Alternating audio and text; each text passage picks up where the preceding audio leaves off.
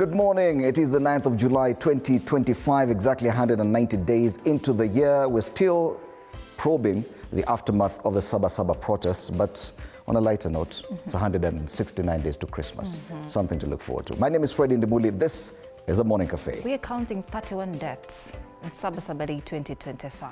Yes, and you just poured cold water on all that nice vibe.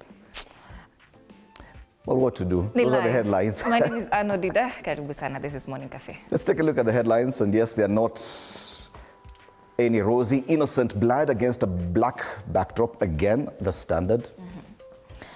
Ukatili wa Saba Taifa Leo. Death toll hits 31, and this is between June 25th and the Saba protests. 140 killed since 2023 over demos. Yeah, the numbers are looking bad. People Daily, why Mount Kenya is the epicenter of demo losses. Business Daily, how county officials rig tenders through proxies. On State of the Nation, Justina Wamai, champion for economic democracy, makes a comeback on Morning Cafe. She will be here alongside Senator Joe Nyoto of Murang'a and Zahir Janda, the MP for Nyaribari Chache. Do stand by for that. The conversation on State of the Nation coming your way at 6:30 this morning. Tuvuke boda tuone watu kule Kampala wanamzungumzia nini leo. Daily Monitor, murder most foul. Homicide, David Mutaga, 69 years, and wife Florence Mutaga, of 62, was stabbed to death by yet to be identified assailants who broke into their house in Entebbe Municipality, Wakiso District on Sunday night. To what the police say, investigations ongoing. That the motive behind this heinous crime is still under investigation and will be communicated in due course. Efforts are underway to identify and apprehend the suspects. The police are condemning this act and wish to reassure the public that they are committed to bringing the perpetrators to justice. That is according to the Kampala Metropolitan Police Deputy Spokesperson Luke Owoyesigiri. Hey. What a mouthful name. And they just opposed it here with the death of Joan Kagezi, who died at the age of 47.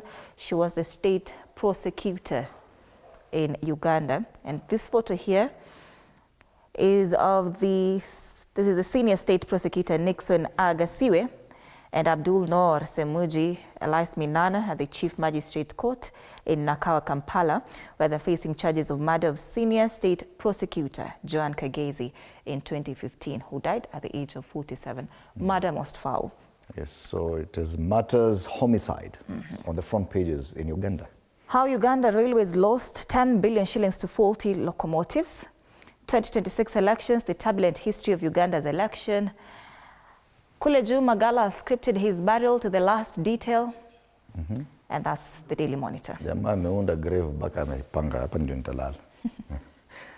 That's the only paper we have from Uganda, so let's go straight to Tanzania, and we have the Citizen. New hope as government caps digital transaction fees. Something positive. Effective July 1st this year, transaction fees for both mobile and bank transfers have been capped at 5,000 shillings, Tanzanian money, from a high of 12,000 in a move expected to promote the adoption of digital payments. Wale kule ndugu zetu kule kwa jirani ni kama wako na haraka ya kuingia katika digital money transfer. Sababu I think the fees were a bit restrictive. 12,000 Tanzanian money is ni pesa mingi. Hapa it's a few hundred shillings, but it's still restrictive, prohibitive. So they say the policy was introduced with a clear objective, and we remain firmly on course to achieving it. The reduction will encourage wider use of digital payment platforms by lowering barriers for ordinary users, particularly in rural and underserved areas, and that's according to Bank of Tanzania Governor Emmanuel Tutuba. The other story given prominence here: who deserves a seat in Parliament? Should formal education, particularly a university degree, be the yardstick, or should the focus remain on leadership, competence, regardless of academic background? And this, we've had this debate here in Kenya. Should all MPs be required to have degrees? Clearly not, but those who want to be governors, wengi wao wameenda wakanunua makaratasi gushi. The Constitution of the United Republic of Tanzania, Article 67, allows any citizen aged 21 and above who can read and write Kiswahili or English, or not both, or. In fact, if you just know Kiswahili, that's enough. And you can write Kiswahili, that's enough. And you're 21 years of age. and is endorsed by a political party to contest a parliamentary seat, nowhere does it require a degree. This is something, and they've drawn a comparison with other EAC members. In Kenya, the constitution mandates that candidates for the National Assembly must possess at least a post-secondary qualification recognized in Kenya. In Uganda, a candidate must have completed advanced level education, A-level, or its equivalent. Rwanda and Burundi do not even require university degrees, but political parties usually vet candidates rigorously. So I think now in Tanzania, they're beginning to have that debate on whether or not MPs should be required to have university degrees, which I think we tried that in Kenya. I don't really think it's a requirement. It shouldn't be. As long as you have leadership skills. There's some people who have masters and some professors who should not be anywhere near leadership, I can tell you. Samia to launch National Development Vision 2050 on July 17th is another story there on the bottom strip. Pale juu, Dar RC, akiongea kuhusu ni Regional Commissioner wa Dar es Salaam, anasema why politics and religion must move in tandem.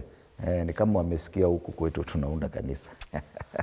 Gazeti la Mwananchi kule Bongo bado, sifa za mbunge za zusha jambo. Makada wa vyama wakichuana mwaka 2025. Na hapa kuna watu wawili, mmoja ni Daktari George Kahango, anasema wakati ule wa uhuru kiliwekwa kigezo kile angalau mtu ajue kusoma na kuandika. Mazingira ya wakati ule na sasa ni tofauti. Wenye elimu ya juu waliomaliza kidato cha 4 ni wengi, huwezi kusema ajue kusoma na kuandika. Sifa za mbunge za zusha jambo. Hamduni Maliseli anasema kuna wabunge ambao hawana elimu kubwa hata ya kidato cha 4 tu, lakini michango yao ni mizuri na yenye tija na wanatoa mifano kuwashinda waliosoma, nalo pia linahitaji mjadala.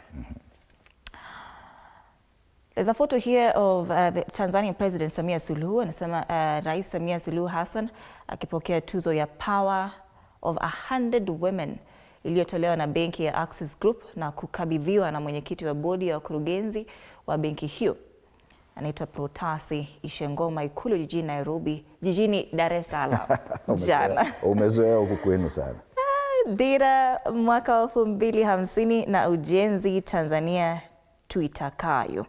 Waziri wa Nchi, Ofisi ya Rais, Mipango na Uwekezaji, Profesa Kitila Mkumbo amesema Rais Samia Suluhu Hassan anatarajiwa kuzindua dira ya maendeleo ya taifa ya mwaka 2050 Julai tarehe 17 mwaka huu jijini Dodoma. Profesa Mkumbo alisema jana kuwa hadi dira hiyo inakamilika watu milioni 1.17 nchini walifikiwa na kutoa maoni yao. Makato ya miamala ya simu na benki ni kicheko. We've talked about that. That is the digital transaction fees. On the top strip, mamlaka huru ya upelelezi wa jinai mbioni na ACT Wazalendo inavyotumia fursa kuvuna wafuasi wapya. It's so interesting how Chadema simply disappeared from the front pages, and that's the main opposition party. 3 months to election day, Chadema is nowhere to be seen. Yenye kama kuna kukaliwa, ile kanyaga shingo, amekanyagwa. So these are the stories and the headlines in the region and both locally. Of course, we'll be back to take a look at the local dailies in depth. For now, let's come back and take a look at the weather situation around the country, because ile kijibaridi cha asubuhi is serious. And we start off at the coast. It's quite warm this morning in Malindi, 24 degrees Celsius, feels like 26. The day promises to be partly cloudy. Highs of 27 degrees, which is fairly low at the coastal region.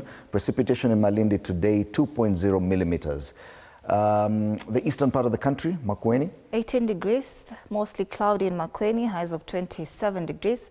Precipitation here, 0.0 millimeters. Yani Makueni na Malindi, where the situation is same, highs of 27 degrees. What about the Mount Kenya region? Let's go to Murang'a, 16 degrees Celsius. Cloudy day. Quite low temperatures, highs of 22 degrees. Precipitation there, 0.1 millimeters. Just a cold day in Murang'a. In the Rift Valley? 15 degrees in Kitale as we speak, a cloudy day as well. Highs of 22 in Kitale. It will be raining starting 10 a.m. and precipitation here, 12.8 millimeters. Wale watu wa Kitale, yes. I'm sure wanafurahia hiyo mvua. Pande mahindi kweli kweli. All right. the Lake Victoria region, and today we take a look at Siaya. We rarely take a look at Siaya. It's always Homa Bay and Kisumu. And even in Siaya today, light rains expected, highs of 24 degrees. It is 18 degrees Celsius. It won't change much, but at least there's some rainfall expected in Siaya today. 12.3 millimeters, very close to what we've seen in Kitale. Not so bad. We have Marsabit. We have Marsabit here.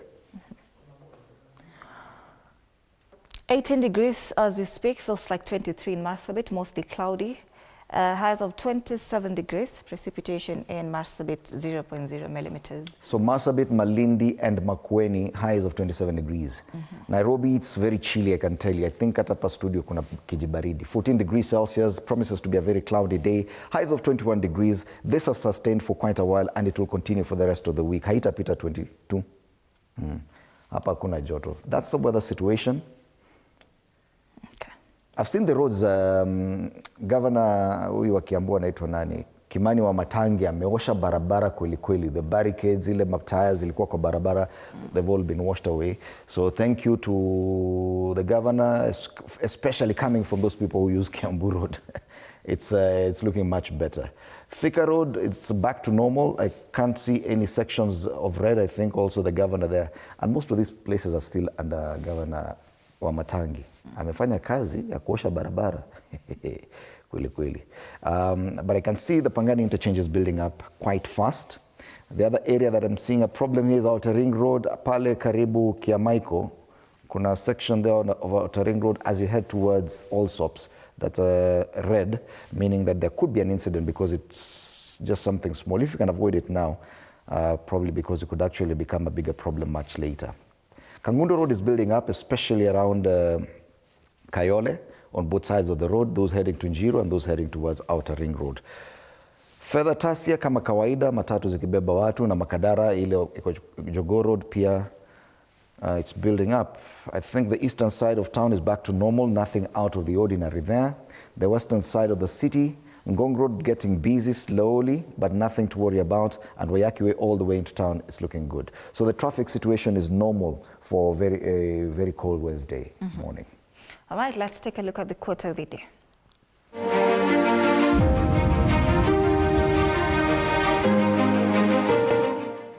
Success demands risk. Hesitation steals more than failure ever could. You can't win if you never try. Step up and shoot.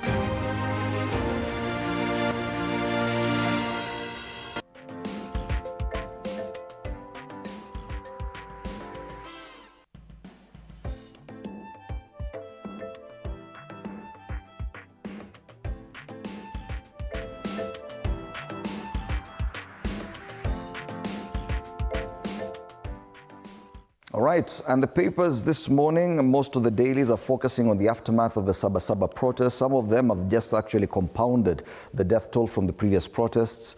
The Star's gone as far as the last 3 years, from 2023, 2024 and 2025. The Daily Nation has just combined both the June 25th and Saba protests, but now the Standard talks about innocent blood, just a number of people who've died, shed by police. A 6-month-old child will grow up fatherless. The man who prayed to raise him gunned down before he could return home. In Kiambu, 12-year-old Bridget Njoki was shot dead while watching TV in her living room. In Kitengela, a mother spent the night guarding the body of her deceased son. When the gunfire stopped, at least 11 lay dead. In a blood-soaked echo of Saba, Kenya's streets have become execution grounds as Gen Zs marched unarmed for justice. Bullets answered their cries, most fired from behind, striking down those running for safety, but never reaching it. And some of the pictures or images of those who died: Bridget Njoki, the 12-year-old girl, very sad. Peter Mugo, 21. Anthony Kariuki, 19. Joseph Kinothia, 24. Jeremiah Oscar, 24. Paul Mburu, 26. Edwin Dambiri, 25. Paul Makori, 35. I think that was the eldest. Elvis Musavi, 25. Joseph Kinothia, 24. Peter Njenga, 23. All of them dead at a very tender age. Anya Wera, mother of Brian Kimutai, who also was killed at age 21. addressing journalists in Kitengela. And they've done this, they've put a rose inside the shell of a bullet, and it's dripping in blood. And that's a very dramatic photo there. Yeah. So this is the front page of the Standard. Let's take a look at some of the coverage there. Rude welcome for baby in hospital attacked by goons. Apparently goons just got into a hospital while a mother was giving birth through C-section. Yeah. That was the first instance this baby is getting of Kenya. Amezaliwa tu hivi anaona goons, surely. Meanwhile, Gachagua allies and 35 Gen Z protesters held over Kikuyu court raid. Some of them are being charged with the terrorist-related charges. Interesting, Esther Passaris has shelved her protest bill after outrage. Aliambiwa tutakuja kwako. Eventually akasema sitaki mkuje, na akasema nimefikiria hii maneno, nimetoa hiyo bill. Ile ilikuwa nasema 100 meters, so we will no longer talk about it. And I think it's laudable that she listened to the kind of feedback guys had. Yes. Families mourn those shot dead during Saba demonstration, and mother spends night with son's dead body. And this is perhaps one of the saddest stories, that the boy was shot, he died. Now the mother had nowhere else to take the body. She kept it in her car till morning. Oh, yeah. Yes, Gashagua's party wants ICC to probe root over Saba chaos. And families mourn their loved ones as traders count losses after violence. I think we've been focusing a lot on the losses, especially in the Mount Kenya region. On the back page of the Standard, Chebet and Kipyegon now eye gold and show at Tokyo Worlds. This is after they won at Oregon, juicy, and they broke records. Sasa wanasema tunaenda Tokyo. Yeah. All the best to them. World record holders jetted home on Monday night, and they will each receive 5 million shillings from Sports CS Salim Mvurya. Yeah. Oh, the story about Jota, speeding likely cause of Diogo Jota car crash. That's a Liverpool player who was buried on Saturday. And that's a Standard. All right. Taifa Leo, ukatili wa Saba. Polisi washtumiwa kuua wapita njia. Familia yakaa na maiti ya mpendwa wao kwa saa 14. Ukatili wa polisi dhidi ya raia wa Kenya ulivuka mipaka wakikabiliana na waandamanaji Jumatatu, ambapo zaidi ya watu 10 waliuawa. Kote nchini, nyumba zimegeuka maeneo ya maombolezo zikitikiswa na vilio vya watoto, wajane na wazazi waliobaki kubeba machungu ya kuuawa kwa wapendwa wao na polisi. Sasa kuishi kando ya barabara ni kama your target. Dunia yamulika Kenya kuhusu vifo na uharibifu. Umoja wa Mataifa watoa wito kwa uchunguzi wa haraka kuhusu mauaji ya Wakenya 11. Kiir atimua ghafla mkuu wa jeshi. Paul Nang Majok alionyeshwa njia baada ya kuhudumu kwa muda mfupi wa miezi 7 kule South Sudan. Kifaa cha kudhibiti viwavi jeshi Kalro yavumbua teknolojia ya blank treatment ya kuangamiza viwavi jeshi. Habari kamili katika ukurasa wa 16. On the top strip, Raila Motoni kwa kauli ya majadiliano. Wengi wasema kuna ripoti nyingi za nyuma zinazoweza kutumika kushughulikia mengi ya malalamishi yanayowasilishwa na vijana wa Gen Z. Mwambie that's an old trick. Wakaa chini, masaa imepita. Masala ya spoti pale, PSG na Real usiku wa fataki tele. Mabingwa wa Ulaya kukutana na vigogo wa Uhispania nusu finali. Gazeti la Taifa Leo. All right. Daily Nation, death toll hits 31, still the aftermath of the protests that we've witnessed in recent weeks. So the aftermath, more Kenyans lose their lives as injuries also mount amid growing violence in the wave of youth-led protests across the country. Protests have also hit the economy hard, disrupting business and travel, keeping workplaces in many towns shut. Fresh boycott call. Opposition politicians have urged Kenyans to shun businesses and services as well as institutions with links to President Ruto and his allies. How will we know them? Yeah. UN sounds alarm. High Commissioner for Human Rights voices concern over violent turn of events during Saba demonstrations. All right. And a picture there of Miss Sabina Tabitha, the wife of 37-year-old Paul Makori, who was killed during Monday's Saba demonstrations in Kangemi. She was addressing journalists yesterday at the Nairobi funeral home. That's the main story, but the nation has found space for other stories. The Standard did not. It was only about the protest. TSC unveiling new policy on teacher promotions and why sugar millers are switching to cane byproducts. Let's look at the inside pages.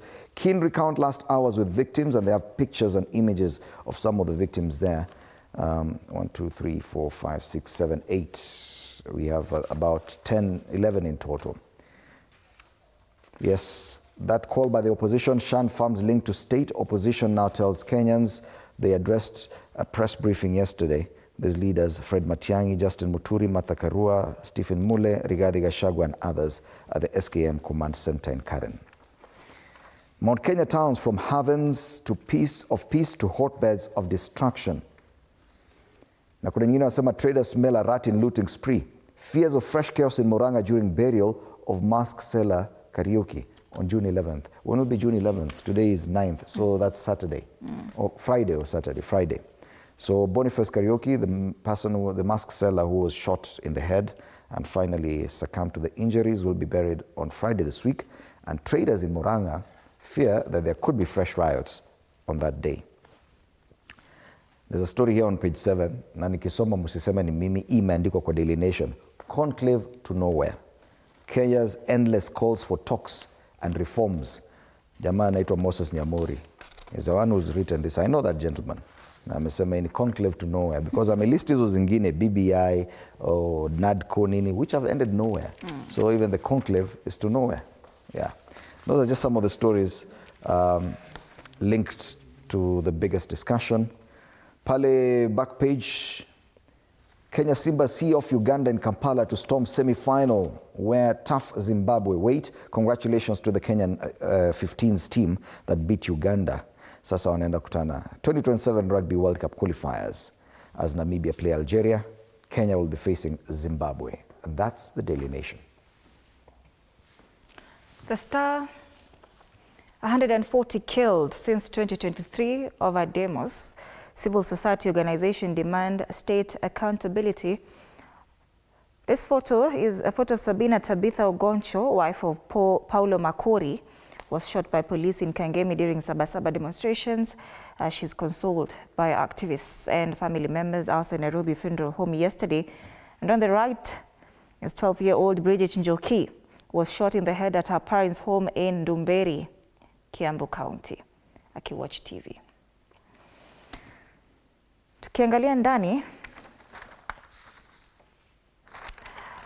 acha tumalize na front page. Gachagua allies fight terror charges over links to Gen Z demonstrations. Nurses threatened to boycott work if the security is not assured during protest. Some of them were forced to dress in hizo nguo za wagonjwa to disguise themselves as patients for their safety. Cops in car, mom says my son's body stayed inside vehicle overnight after shooting. And Governor Guyo puts up spirited fight in Senate trial. They saved him. The inside pages agony as families recount pain of losing loved ones.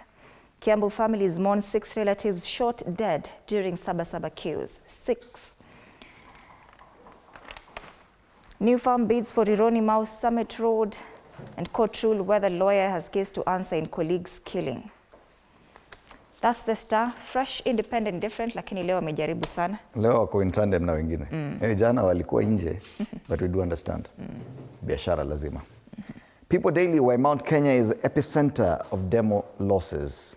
They talk about anger. Gachagua supporters cite planned frustration and political betrayal after removal of former deputy president from government through impeachment. Most of the towns affected by the chaos were in this region: Mount Kenya, Murang'a, Nyeri, areas around, but Kajiado and Ngong are not in Mount Kenya, but they also did experience quite some losses. Kiambu too was affected quite a lot, areas around Kabati. So yes, it is true. It is now the epicenter of demo losses, and they're still talking about the Saba aftermath. MP for Manyata, Mukunji, his ally to Rigiji, is facing terrorism probe over Saba protests. Alafu kuna ile governor pale amesurvive, Governor Guyo Visiolo jana, Senate walimsave na akaponea chupu. Pale juu, my first therapy session, survivors recount experience. And that's the People Daily. Moto yao inakuanga nini? News that moves with you. All right, Business Daily, how county officials rig tenders through proxies. And Kenya's Financial Intelligence Unit has flagged widespread fraud across counties involving employees using proxies and shadowy companies to irregularly award themselves multi-billion shillings tenders, sidelining genuine bidders. Now, the Financial Reporting Center, which monitors illicit financial flows in the country, says banks have captured suspicious transactions worth billions of shillings from counties flowing to firms owned by officials, their proxies, and politically affiliated persons. 361.8 million shillings is the amount received from one county by 15 firms registered on the same day. This story is on page 2. Other stories here, Airbnb surge in Nairobi lifts rents by 10%, and a surge in demand for short-term rentals like Airbnb has sparked a 10% rally in rents in Nairobi's mid and high-end estates, making leasing homes costlier in an environment where salaries have remained stagnant. Hizi Airbnb watu wanatumia kwa kazi gani siku hizi? Ni kama zimekuwa nyingi sana. Ni swali tu. Looting shocker for supermarket owner. This is Viral Shah, the proprietor of Stage Mart supermarket in Barnabas, Nakuru, looking at items scattered on the floor after looters raided the store on Monday. The supermarket is among several businesses that were looted by goons who took advantage of Saba protests in the Rift Valley city. Mr. Shah yesterday estimated his loss at 70 million Kenyan shillings. Oh yeah. On the ticker, blow to expert workers after income tax benefits removed. That's the Business Daily. Right. So those are the local dailies, and just a reminder that our panelists for State of the Nation are these ones: Justina Omai, champion for economic democracy, alongside MPs Zahir Janda, who's a member of the National Assembly representing Yaribari Chache, and Joe Nyoto, Senator, Murang'a County. Do stand by for that. In a very short while, in exactly a minute, tuende kwenye karakacha sasa. And the one on the People Daily talks about the Independent Electoral and Boundaries Commission, and we have the CEO Marjan Hussein Marjan there holding that ballot box ambayo ni kama iko na maji na iko na mashimo kweli kweli. And this box represents IEBC data. Iko na mashimo kweli kweli, but anasema as you can see, your data is safe. Kwa hivyo katuni suggest hapana, kuna mambo mengi pale. People Daily. This is the Star. Yes. Protesters and goons moja kwa moja na polisi wakipigana hapa. Wanasemekana protesters and goons wote ni kama githeri. Mahindi na maharagwe wamechanganyikana. Wote wanatandikwa na askari. Hakuna tofauti. The Star.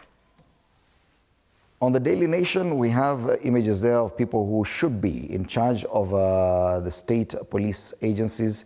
We have the IG Kanja there, a caricature of the CS for Internal Security or Interior, his PS there, and this is the gentleman who's in charge of IPOA. Meanwhile, goons wanakimbia huko na pikipiki na mewacha nyuma yao enough coffins bearing the remains of dead people. Anasema CS anasema, we thank the police on Saba professional conduct. So was this the professional conduct? Piling bodies of victims. That's a cartoon on the Daily Nation. Finally, the Standard, evolution of political goons. The year 92, we started with Mani, Jeshi la Mzee Mrungus, tukaenda kwa Mungiki Pangas, Men in Black pale. And finally, Gunzu. Unajua YK 92, walikuwanga na goons, Youth for KANU 92. The president was a member of Youth for KANU 92. Yeah. So walianza na pesa, wakaenda rungu, panga, wakitoki Men in Black. Sasa ni nyahunyo. Gunzu. Interesting. Those are the cartoons this morning. After that, we'll be having another discussion. Today being Wednesday, it is Relationship Wednesday. Is it wrong to date for financial stability? Is it? Tell us on our social media platforms. It looks like this is the only reason why people date nowadays. Tuambie kama ni ukweli ama una maoni yepi. Pale TV47 Kenya on Facebook and on YouTube, and on X at TV47 News KE. My handle is at @Ann_Odida. The hashtag is Morning Cafe. My handle is at Fred Limuli. See you after the break.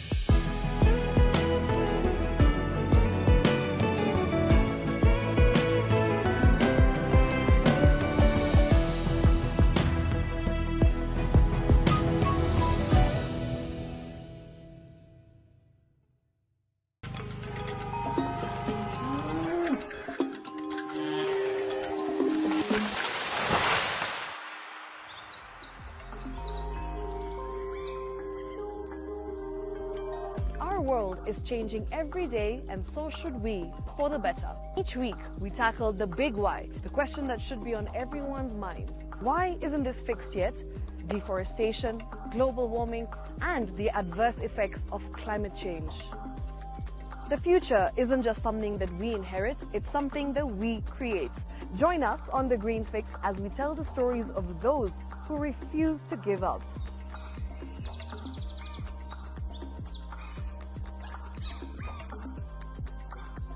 When it comes to fixing the planet, there is no time to waste. Join me, Shiksha Arora, on Thursdays at 9 p.m. on The Green Fix as we look into the big why, you and I.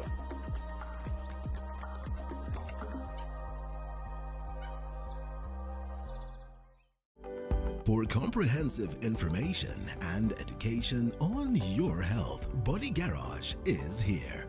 Don't allow anyone to pluck out your good tooth as long as it is strong and stable. Cancer doesn't start today and you get the symptoms tomorrow.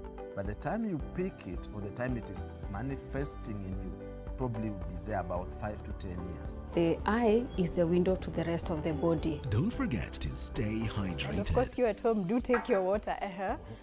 So the ultimate test is actually you check your urine. Your urine should be clear. Clear like the water? Yes. Should be able to see the other side of the urine. If your urine is colored or has changed color, you cannot see the other side, then you have not taken enough water. Don't forget regular health checkups. Early detection saves lives. I want the message be, we can prevent cervical cancer. We prevent cervical cancer in several ways. You have young girls and even somebody who's above that age, you can pay at least every 3 years. Somebody should have a pap smear done. If you are 40, 45, 50, going upwards, once a year, please go see a doctor. Yeah, it's just for normal routine maintenance.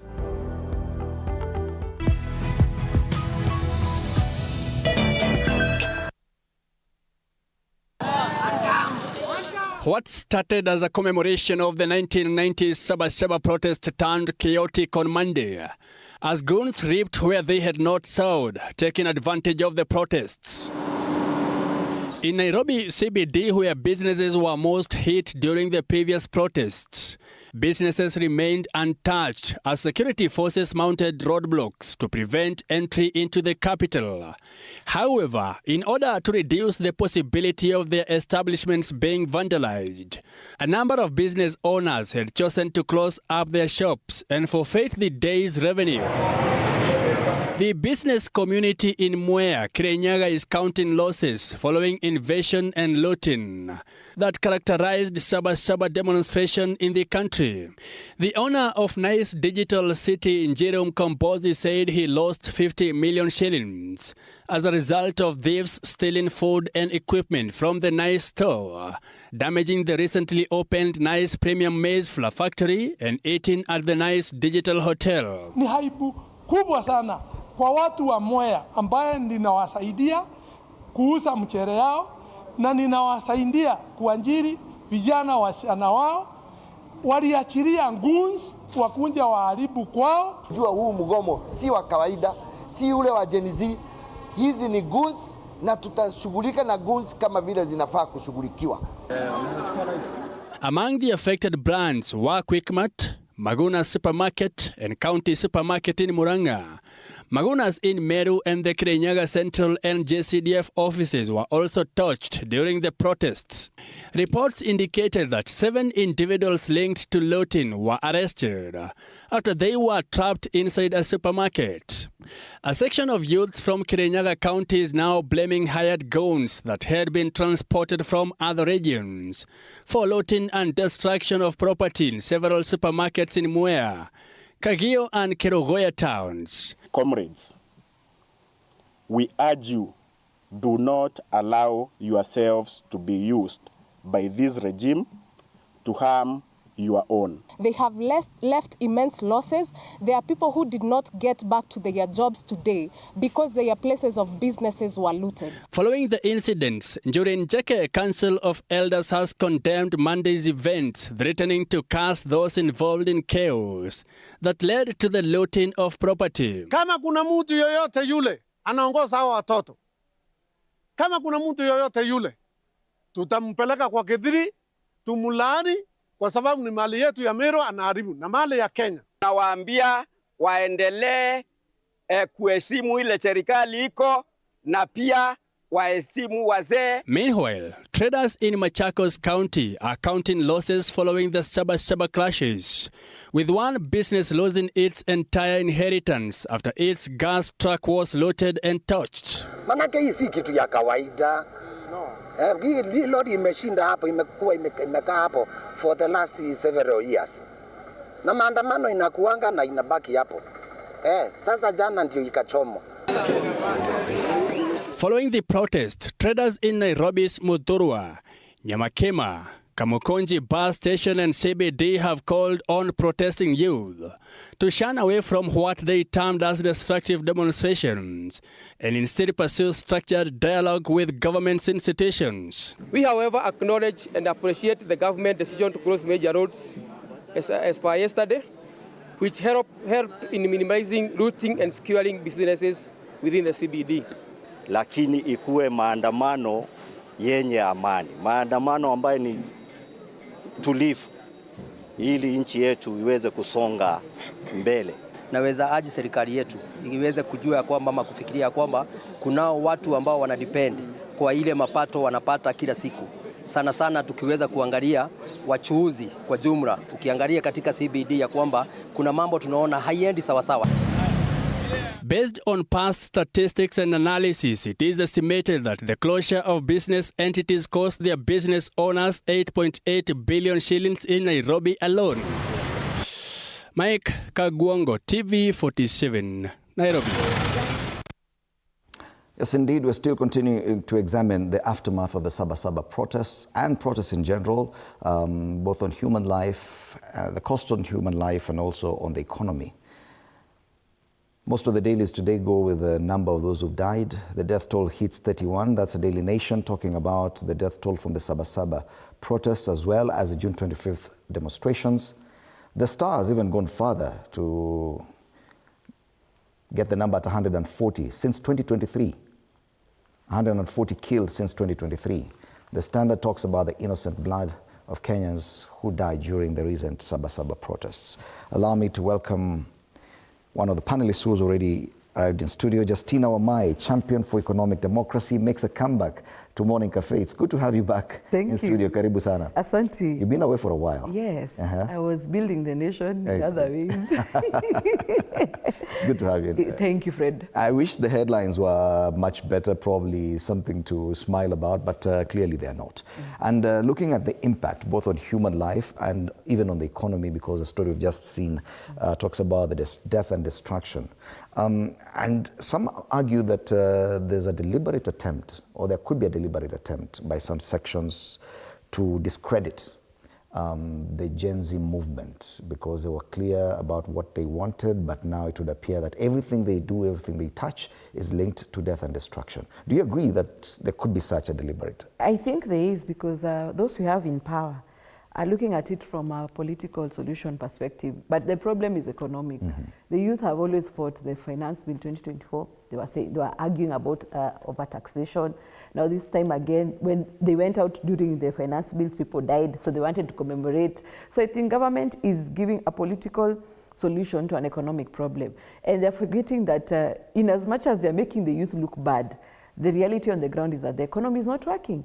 So even if the goons come in, and even the goons themselves have said, we are here because we are looking for unga for our children. So generally the problem is economic. It's an economic problem, but the government is focusing on the wrong solution because they think it's an issue that Kenyans are not happy with the presidency. But if the delivery is not there, then people feel that they've been failed. And if that is the case, this is a day of the era of social media. Maybe with that kind of approach would have worked in previous days, probably Saba, the initial Saba protest. Do you think it's working right now? I think, no, it's outdated. When we look at the history of Saba, you know, we were young that time, why they were doing it because of multi-party democracy. But now the argument is our new challenge, our new age challenge, is lack of economic democracy. So in as much as the youth are organizing in social media, probably they felt they're not being heard. Remember, they're also arguing in 2024, they gave their public participation views, but were not taken into consideration. So maybe they felt now you've pushed us to the next level of having to go out, which is an outdated way, but they had to force themselves into the space. Yes. Looking at the death and destruction, and many people wonder, is there a different way of doing this? Because now those are the questions being raised. Can the young Kenyans still continue with the demonstrations, if at all this is a direct consequence every time they go onto the streets? I think the solution at this point is for the youth, the Gen Zs, the genuine ones, the peaceful ones, to keep off the demonstrations so that the goons lack the space to join them. Because at the end of it all, they're being peaceful, but the goons are being brought to scuttle. So I think it's about time they organize themselves and now focus on the election. The tragedy is that Fred have been around politics for a while, and most of general elections, you see the youth around, they don't go to vote.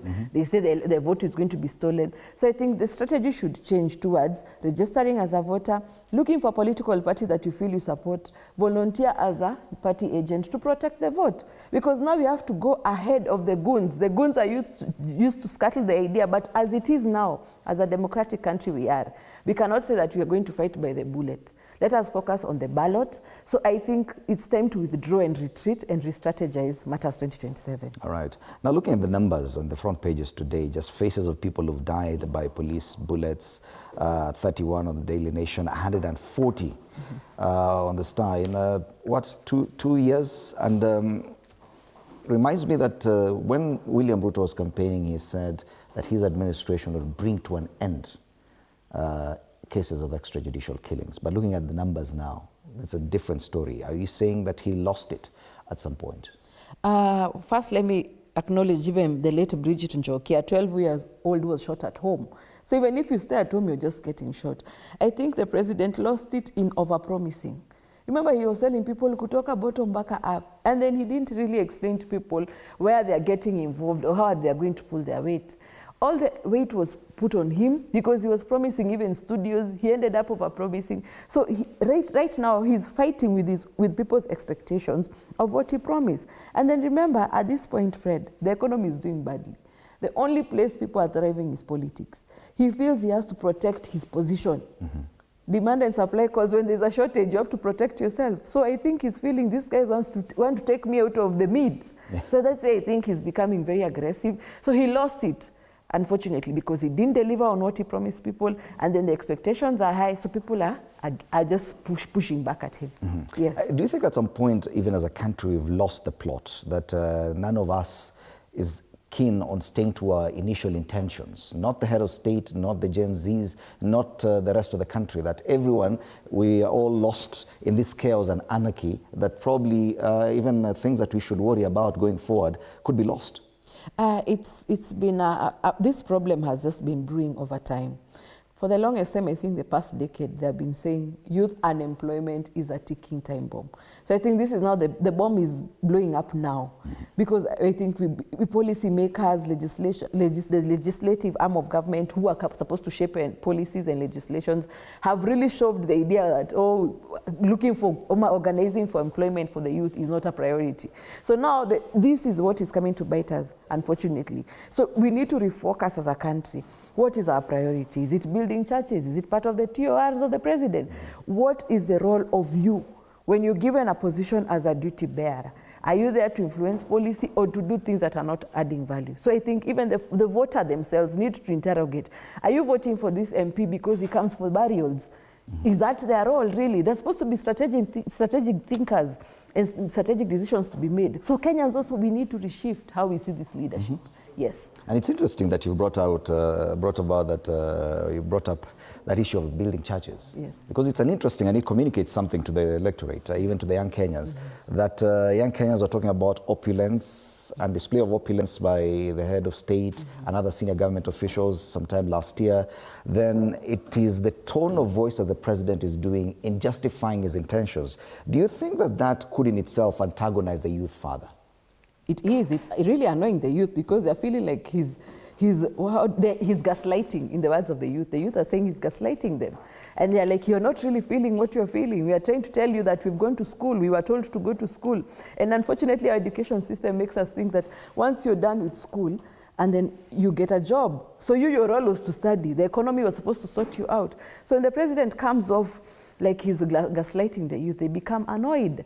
So I think the government, the president himself, and even the bloggers, government bloggers, are really antagonizing people by making people feel like you're not understanding what you're saying. So the pushback is where the violence is coming in. Yes. There's also the narrative that these demonstrations are from a particular community, a particular individuals. And even you look at the conversations on X and online generally, and it has turned to that. Do you think that that kind of narrative stands a chance to actually hold some water? No, it doesn't hold water. Fred, I think Kenyans learned in 2007 that you can end up fighting for someone, then they end up having a grand coalition government. You're the one who suffered. Remember, many people lost their businesses, others lost lives. They were never compensated. So the ordinary Kenyan has realized, I'm in business, whatever, even if it's a small shop, all my customers are not Kikuyu like myself. All my customers are Kenyans. So Kenyans have realized for us to go ahead, we have to move together. And that is why they are all saying, we are all Kikuyus. If the argument is that Kikuyus have a problem, then everyone in Kenya is a Kikuyu. So I think it's not holding water at this day and age, because the reality is that it is not a tribal issue. The problem on the ground is that the economy is not working. People have gone to school, they don't have jobs. Parents have taken loans. So the discontent is economic. And that is why I'm insisting that the government should realize that the economic problem cannot be solved with a political solution. Yet there's someone who appears intent on making it a tribal discussion. Do you think that probably they have succeeded to some extent? Because that's a conversation we're having. It's about tribe now, especially on social media. They have already they have lost the war because they started again telling us we are all Kenyans. When they realized that the Kikuyu argument is not working, they started bringing in that we are all Kenyans. So the argument is that every part of this country is not happy with the fact that this administration promised heaven and they are yet to deliver. That is the problem. Allow me to welcome Senator Joe Nyoto to the panel. Senator Nyoto is Senator for Murang'a. Karibu sana, Senator. Asante. And we're just looking at the headlines today, and it's not looking good. All the dailies talking about death and destruction and the numbers that you're looking at. The Star's even gone as far as talking about the number of people who've died during demonstrations in the last 2-3 years. Since 2023, they put the number at 140. The death toll from last week, the June 25th demonstrations, and Saba has hit 31, according to the Daily Nation. The Standard only goes with what happened during the Saba demonstrations, with all the 11 people, their faces and the images there on the front page. And one wonders how sustainable this is, if this is a kind of pain and cost that we have to pay for whatever it is that even young people are pushing for. Is it sustainable anymore? Thank you, Fred, and allow me to first send my deepest condolences to the families of those that lost their lives on Monday and in the other protests that we have had in the recent past. And to also say pole to those that also lost their businesses on Monday, and particularly one lady called Annabel Njambi, who is the proprietor of County Supermarkets. And one Mr., we call him Maguna, the proprietor again of Maguna's supermarkets, and all the other Kenyans that lost property, but particularly those that lost their loved ones. It's very sad, Fred, that we are here. And I think government should be held accountable because of one or two things.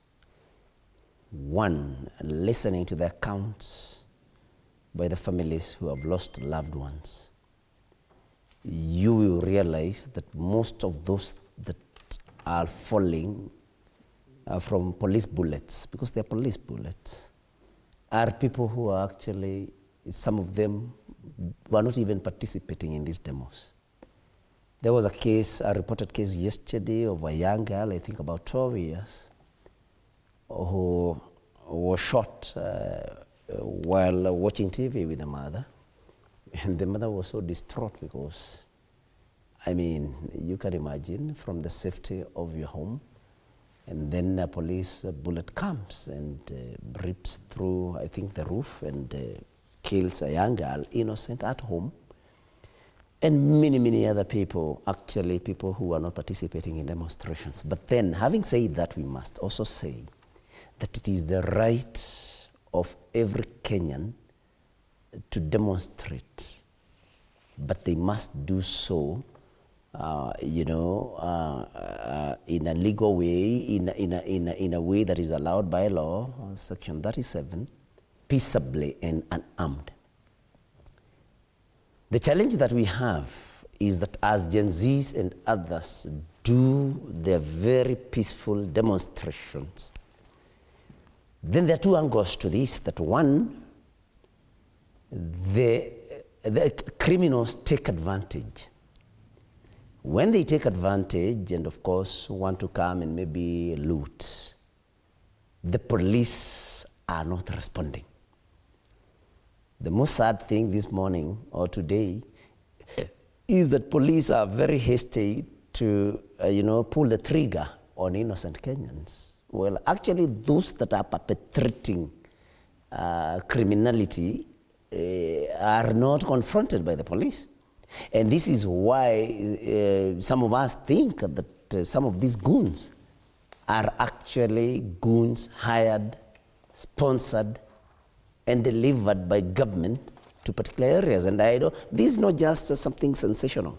I mean, most of if you go to Kabati in Murang'a, the people who broke into County Supermarket were not locals. They were not known because that's a rural town. People know locals there.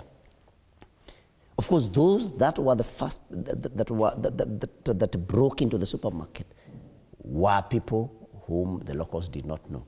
But of course, then after they broke into the supermarket, maybe there was temptation from others to go and maybe get an item or two. So the thing is, the state must protect life and property. We cannot be in this situation that people break in broad daylight. And what is again about, very sad about county supermarkets in Kabati is that the proprietor raised the alarm about over 3 hours before it finally happened, because there were those attempts. And the CCTV cameras, she actually shared some images from the CCTV cameras long before the actual break-in happened.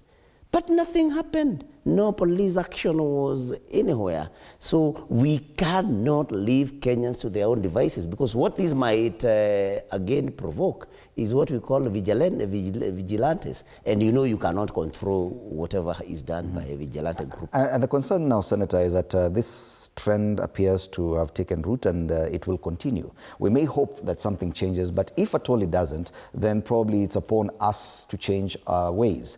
Don't you think that probably there are those who argue that probably it is time to stop the demonstrations, however much or however positive the intentions were by the Gen Zs, that going forward with the kind of chaos and destruction that we are seeing, that probably they should reconsider? That is exactly what the government would desire. And that is why they are sponsoring these goons. So that then we demonize demonstrations. Remember, it's a right of every Kenyan to express dissatisfaction with government through a demonstration. So if we follow that particular line of argument, then we'll be playing into the hands of government, because that is what government wants. That's why they are hiring these goons. That's why they are sponsoring these goons. So what should happen is let peaceful demonstrators do their demos. Let the police protect life and property. Let the police take action against against criminals who infiltrate peaceful and lawful demos. Otherwise, if we say that now that when we do, peaceable demonstrations, now we have the result is that we lose life and property. So we would rather not demonstrate. Fine. That will then be the tyrant's heaven. That is what the tyrant wants. So what should happen is people should demonstrate, should differentiate issues. And we cannot sit here and support anything that brings death or destruction to property. But then we must separate issues. The issue is Gen Zs have issues that government needs to address, and not just Gen Zs. They are only a representation of the general feeling of the Kenyan public. There are issues that need to be addressed. So the question that we should be addressing is, how do we demonstrate peaceably and unarmed? Does government prevent those that are doing their their lawful and rightful demonstration from infiltration by criminals? Yes. Because the bottom line, Fred, is that the police are not doing what they are supposed to do. They are leaving criminals to infiltrate and carry out their criminal activities. The question now is, how do we handle that? The kind of inaction by police. There is a serious concern here, and it comes from Muranga. This Friday, there will be the burial of Boniface Kariuki, the hawker who was shot in town and eventually lost his life after his brain got damaged by a police bullet. He'll be buried in Muranga County this Friday. And traders are saying that they do expect that there will be chaos because goons will take advantage of that. Now that you're already talking about police inaction, then where do we turn to? I think it goes back to even the parliament. And when Mheshimiwa says that we should allow the people to express, it is true. But for how long are the Gen Zs going to express their issues? As the Senate, they represent county issues. You know, even the problems start even at the county. When you're even doing a small business, you have a salon somewhere, you cannot pay license. The county askaris come and take your blood dry, and you're not understanding the fact that the economy is not working. That is why you're not affording to pay licenses. So even when they're making legislations up there, when they're having conversations, they need to talk about how are we going to engage these Gen Zs? Because when Mheshimiwa says that the government is not acting, they are also in a position to influence legislations to deal with this issue. The youth are airing their issues, true. Until when will the solutions come in? And when you look at the police, fair to be honest, even if I was a policewoman and my boss has given me instructions, remember as a police, you follow orders. What do I do? If you're told, achana na hiyo biashara, you will not pretend that you want to protect that biashara. You're going to follow orders of your boss. So that we move away from this issue of chaos that goons are being brought by government. Where does the solution lie? It lies with policymakers. It lies with the legislatures in terms of coming up with legislative policies and things that are making people understand to create a conducive environment for business. Generally, the Gen Zs, the argument was that we have gone to school, we don't have jobs. And they're saying the economy is not working, and they're saying you need to be connected to get a job. So when we are told that the government is not listening, and I'm not supporting the government, I've never supported the government, but what is the role of parliament themselves? So even when people are saying that they're going to bury Boniface Kariuki, and then the goons come, until when are we going to have this push and shove? Until when solutions are found by the duty bearers, the ones who are drawing salaries and allowances for those jobs. They're the ones who are supposed to be making strategic decisions. Right. That is my thought. And there's definitely a general sense of helplessness, and because everyone is saying, okay, police won't do anything. But then what happens next? We'll be probing that after the break. You're watching Morning Cafe.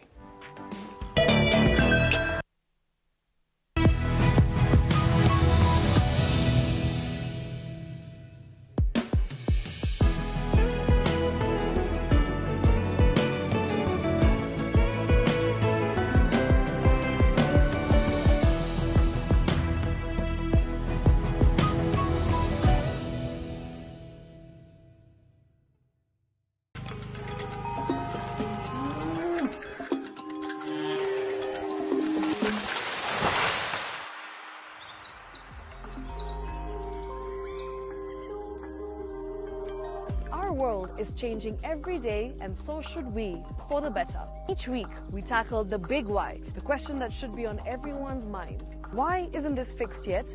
Deforestation, global warming, and the adverse effects of climate change.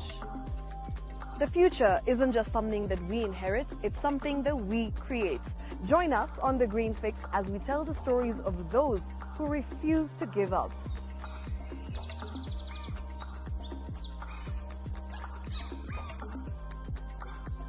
When it comes to fixing the planet, there is no time to waste.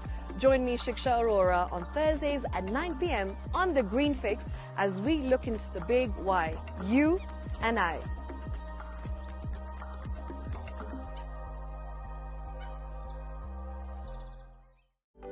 For comprehensive information and education on your health, Body Garage is here. Don't allow anyone to pluck out your good tooth as long as it is strong and stable. Cancer doesn't start today and you get the symptoms tomorrow. By the time you pick it or the time it is manifesting in you, probably will be there about 5 to 10 years. The eye is the window to the rest of the body. Don't forget to stay hydrated. And of course, you at home do take your water. So the ultimate test is actually you check your urine. Your urine should be...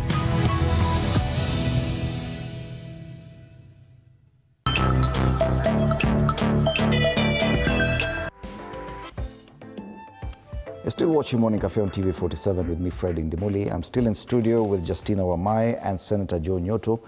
Senator, there are fresh fears of chaos in Murang'a this coming Friday. And if anything if what you've seen is anything to go by, definitely there'll be more loss of probably life and property. And listening to you, you already appear helpless when you talk about the police and the kind of inaction in reacting to this. So what happens next? Do we just wait for whatever comes on Friday? Fred, before I delve into the matter of what happens on Friday, coming Friday, and we pray and hope that the send-off of the late Boniface Kariuki will be peaceful, because that is what the family would want. But before I address that, let me respond to an issue that my fellow panelist Justina raised, that parliamentarians cannot afford to just lament and say that and blame government. Maybe just to let her and the viewers know about the frustrations that sometimes you encounter in Parliament. Any legislation that you propose will of course have to go through the processes, approval by the Speaker, first reading, second reading, then debate, it is debated and of course voted for. One, I don't think, especially now, that the Speaker of the National Assembly is impartial.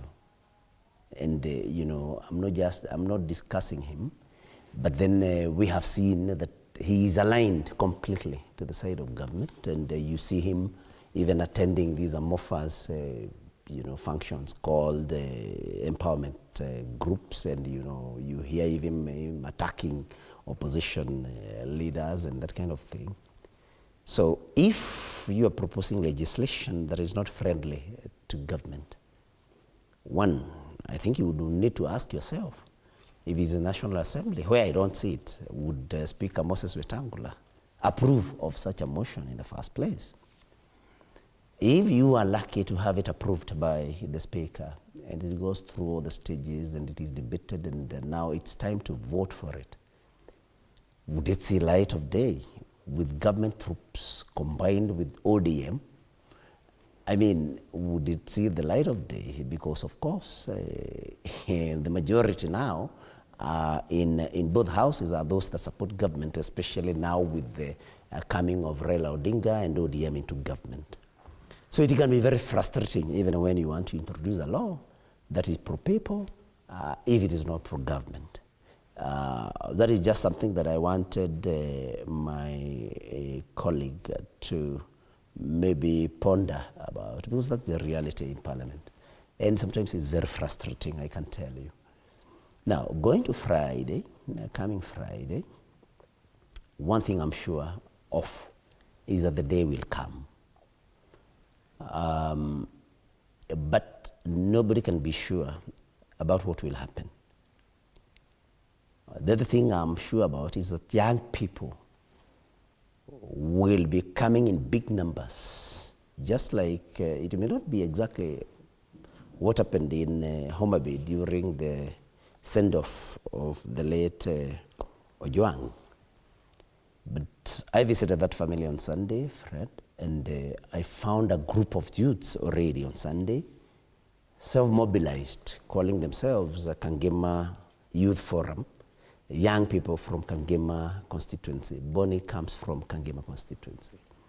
So I can only imagine, looking at how the youths have been mobilizing one another in recent times.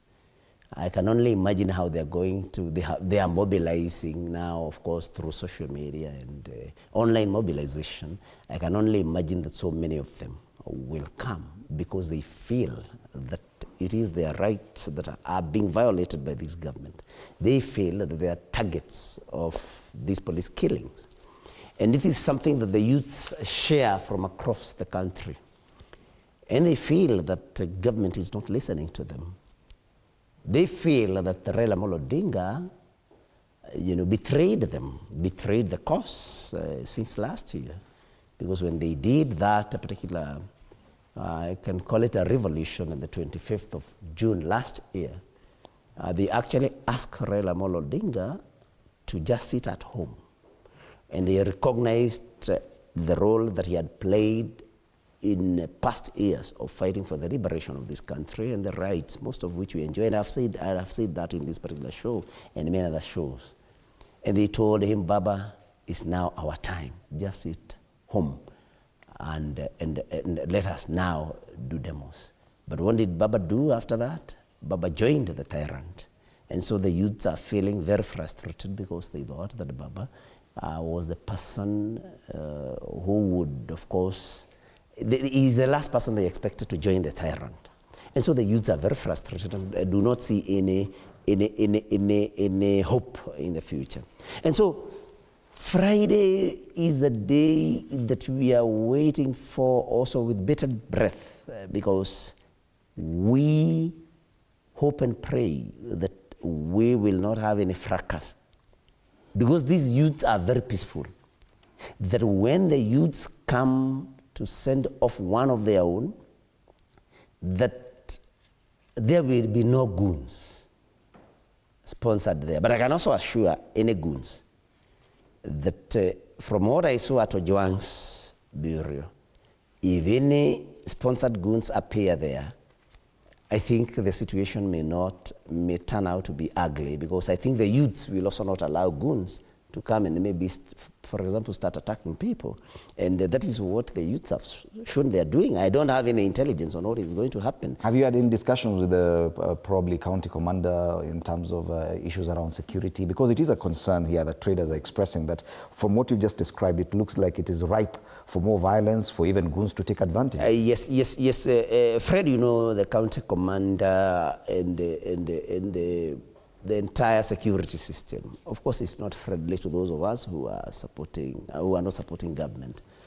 And so I doubt they would even listen to me because again, these are people who have been given orders even to shoot. And you saw that police officer in Gong saying niko na ruhusa ya kukuua. Utalala kwa fridge wewe, So it's rather tricky. What we would maybe want to ask our security agencies is to for once remember that they are Kenyans. Regardless of the orders, the illegal orders, the very senseless orders, for example, those given by CS Murkomen, that they remember that they are Kenyans, they live in this country, they have children, they are parents. If they are very young not to have Gen Zs, then they have brothers and sisters. And so any action that they do on that day and going forward, anywhere in this country, that it should be informed by the fact that they are also Kenyans, they have children at home, they have brothers, they have sisters. And that we are all one in this particular struggle because they have pay slips, and they can see their pay slips have also been invaded and mutilated. And so just to ask them to appeal to their conscience that they should not allow themselves to be the ones that will cause any death or any particular injury to any particular Kenyan. But I also want to call upon the youths that will be joining us in the send-off of Bonny to try to, as much as possible, to express themselves in a peaceable way, and they must not be armed. Anybody who will be found armed, of course, we will know that that is not part of the very peaceful youth that will be coming to send one of their own. And that will, of course, be taken as an enemy of peace and an enemy of Bonny and the family. And so I think it will end up well. I want to believe it will end up well. But we need to appeal to all the people that will appear there to do everything in a peaceable manner. Nobody must carry any weapon of any kind, or any tool, anything. If anything, just the way Gen Zs do, a phone, maybe a bottle of water, and maybe they can wear a mask in memory of Boniface, who was shot, who are trying to eke out a living through, selling masks. Yes, Boniface Kariuki, who was shot and died from a police bullet, will be buried in Murang'a this Friday. And the traders in Murang'a already expressing concern that the chaos that has been witnessed across the country in recent weeks could again be seen in Murang'a, and they're just hoping that the police will take action. Now, back to the issue of now the way forward, because Justina, you suggest that probably it's time even the Gen Zs reconsider their actions in as far as street demonstrations. Going forward, there have been other demonstrations, other proposals as well, and perhaps the most notable is the one from the former Prime Minister, who talks about an intergenerational national conclave, and the word conclave now has become very popular even on social media. And I just want to get your feelings about that. Do you feel like Raila Odinga could be considered a bit disingenuous in suggesting that, given that he has suggested such before? He ends up, every time there's that conclave, I think it's a dialogue in easier terms, he ends up benefiting. So probably he wants to, he's not eating more, so maybe he's trying to negotiate more for himself. I think this country, we are beyond conversations. Fred, last year, the youth, in fact, were saying we need to have this conversation. Everyone said, let's have a national dialogue. That is when you'd see the president coming on X, having a conversation with people, and the youth would say, this is the problem we are facing. But at the end of it all, nothing was done. The president ended up giving people jobs, including myself, which I had not asked for, because he's acting in the 1990s. At this point, even if you give a Kikuyu a job, it is not benefiting me personally. People are saying, you need salary, you and your family. So he needs to understand, even if he has numbers in parliament, the conversation should be, how do we create employment for these people? So the national dialogue called by Raila is not genuine. We have moved from conversations. We know what the problem is. It is them to use their brains. And when I say them, it is those ones who are in positions of policy and legislations to use their brains to give us solutions. Because at this point, the issue is economic problems. And remember, it is making, I think it's even affecting our mental health. I'm wondering how the goons can go into a hospital and a woman is being taken through a CS session.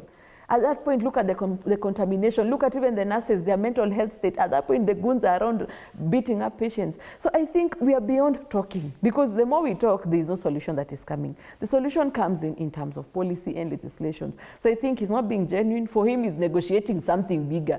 Maybe he'll be told, bring more experts, watu wa kukula hapo. So he's not being genuine. At this point, the ones in positions of policy and legislations should use their brains to give us solutions. Because at the end of it all, Fred, if these youth are engaged, I'm telling you, you will not see someone leaving their kazi mtaani to come and take 100 shillings or to destroy property.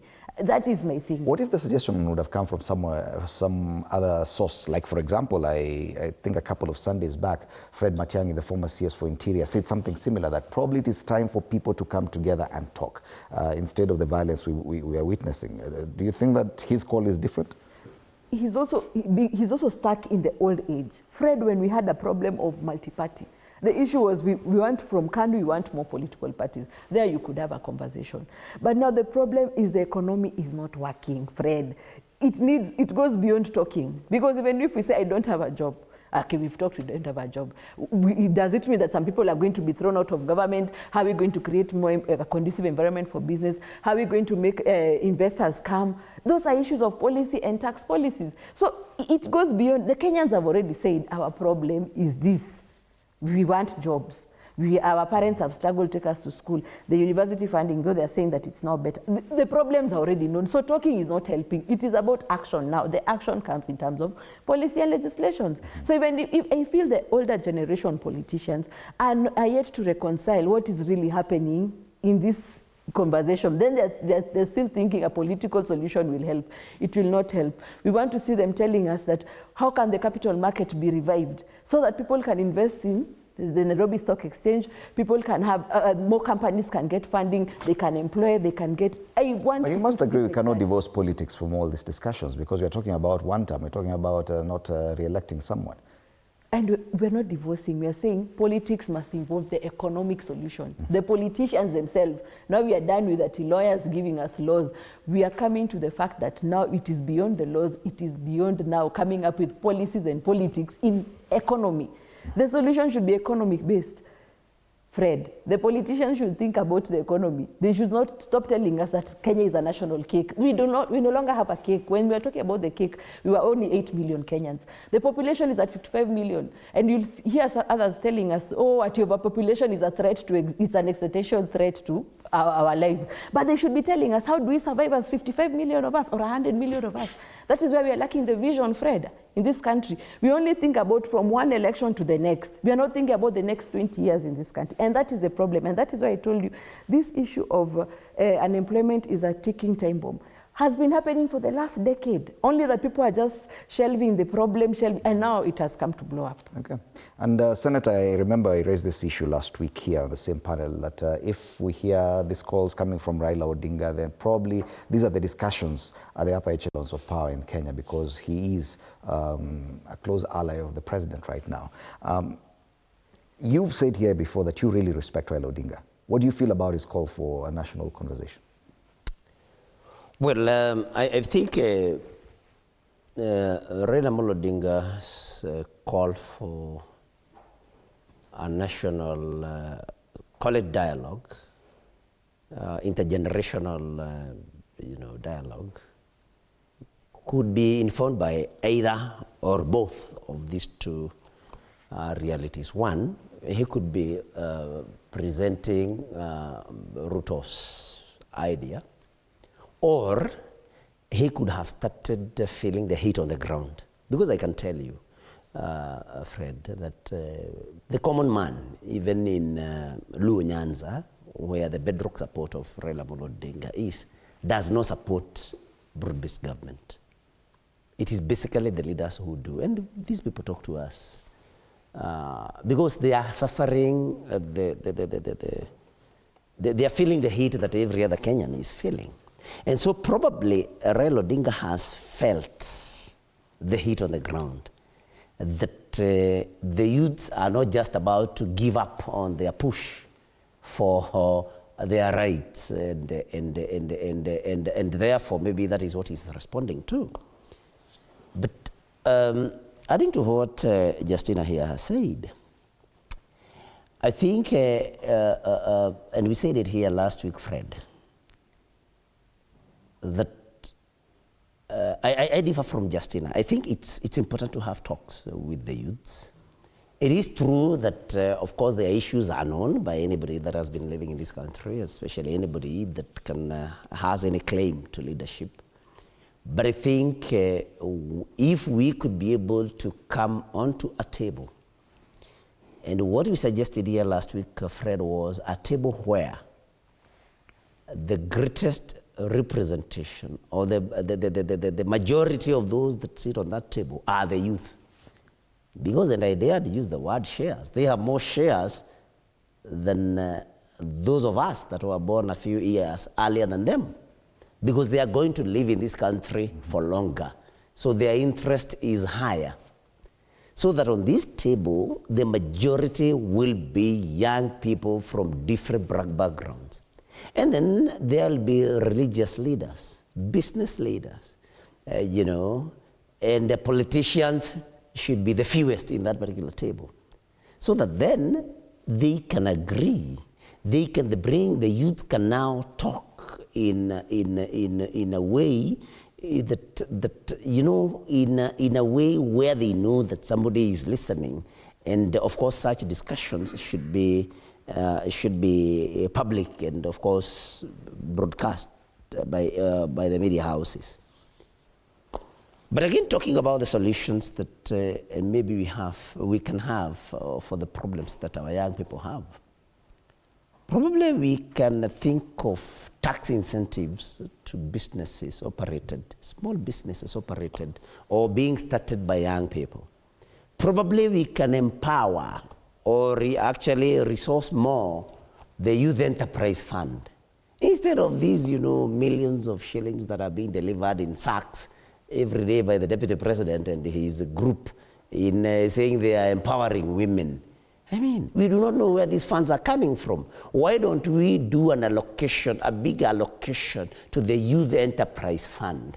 We make it more vibrant, we make it more effective, and we lessen the conditions for any loans that may be coming from there. I mean, we can do that to see to it that we encourage young people to start small businesses and then they can grow. Because we must agree here, and I believe even Justina must agree with me, as much as we want to create jobs, that formal employment, that is white-collar jobs, may not be there. So, and while I'm still on that, I think we should also think more on how to equip our youth with skills. They are very sharp people. Mm-hmm. Probably if some of them, of course, went for electronics courses at a technical training institutes, which are found in every other constituency. I believe by now, almost every other constituency has a technical training institute, where then we train them in electronics, they can repair computers, they can repair phones, and, to have them engaged, And then to show, and this is also very important, if we are going to deal with this issue, to have the youth see that their human rights are being respected, that nobody is killing them like chicken, that their rights are guaranteed under the Constitution, and they can see that people are following the Constitution. Then they raised an issue of opulence. So what happened when they raised the issue of opulence last year? Murkomen, who was the chief opulence display officer in government, actually now has been given the docket which controls the police, and is giving useless and careless statements and orders. The same Murkomen who displayed opulence last year, which the youths had a problem with, now has been made in charge of the lives of the youths. Because, it is him controlling the police. So these are the issues that need to be addressed. But for me, that particular, conclave is something that if it is actually coming genuinely, that I think is an option that we need to consider and listen to our young people. Even those of us that may not sit on that table, but of course we can follow through you media people what is happening, so that we also get to understand anything that we may not have understood from the youth. You said something we may consider, but Justina, we have a history of such discussions or dialogue that have happened over time. And interestingly, Raila Odinga has always been involved there. The most recent National Dialogue Committee whose implementation is still hanging somewhere in the air. I think it's only one proposal to do with IBC that has been approved. There was a Building Bridges initiative which had a problem eventually. There's a Truth and Reconciliation Commission that was a bit more extensive and even came up with the agenda for commissions and all these things. We have all these things. We've talked and we have all these documents that are yet to be implemented, including parts of our constitution that are yet to be implemented. Why should we have a talk? Why should we talk more? Because Raila Odinga says that even the results of this conclave should be subjected to a referendum. And that's why I said we are done talking. I mean, there is no purpose to talk. And remember, people always ask, okay, now the youth will be called. Who will select them? People will bring up their children, their grandchildren. So even the focus gets lost even in the selection of the people who are having the conversation. And that is why I said, when you're in the position to influence policy and legislations, Fred, you're supposed to use your brain to come up with these solutions. These are discussions. We need to upgrade the conversation even in our national assemblies. Despite the fact that Mheshimiwa is saying that if you don't support government, you're frustrated. I know they always broadcast these things. And at least Fred, TV47 will be there telling us, Mheshimiwa John Nyoto came up with this very good proposal, but he's being opposed because he doesn't support government. At least at the back of the Kenyan mind, people will say they are trying. But at this point, when you start thinking, let's do national dialogue, it becomes an outdated solution to the problem. And when I say that let's have an economic conversation in politics, it is just what Mheshimiwa said. You talk about the tax policy, the labor laws, the policy on even how to manage public funds, how to manage training. It's just about focusing on how, when we increase the participatory rate of the Kenyan, how are we going to have the competitive advantage as a country? So we are not divorcing politics and economy. We are saying the political conversation now should be more focused towards building the economy. So I think this call for national dialogue is an old mindset. And that is what I'm telling the youth. When you say you're partyless, you're leaderless, you're losing the plot. And they're happy. Those ones who are in control are happy because you're amorphous. Can you start focusing on, this political party, these are my policy proposals, because that is the role of a political party. These are our policy proposals. So it enriches the conversation beyond being told that when we come into government, we'll give women diapers for 3 months. I was there and I never saw those diapers that this government, Mheshimiwa, brought into power. I was never given those diapers. We need to enrich the conversation from people will be given 6,000 to a conversation on when you're sending your manifesto out there. Kenyans are questioning, how are you funding this project? But as it is, we are stuck into the old way of doing things, and that is where the youth are failing. Even the old words and phrases like irreducible minimums, I heard the former Prime Minister talking about that, and which will be subject to a referendum. Do you think that this is a door, a window, that probably some sections of the ruling elite would want to push us through to a referendum for some reason? Yes, and they're still thinking that they're dealing with our parents, the age of our parents. But unfortunately or fortunately, now Kenyans are informed. Kenyans watch movies in politics. We watch so many things. So the Kenyan right now is informed. All we need to do, like I said, is to go back, retreat and re-strategize on how, if we are taking power, we take it through the ballot, we take it through order. Because it is not enough to say must go. Then must go, and then what happens?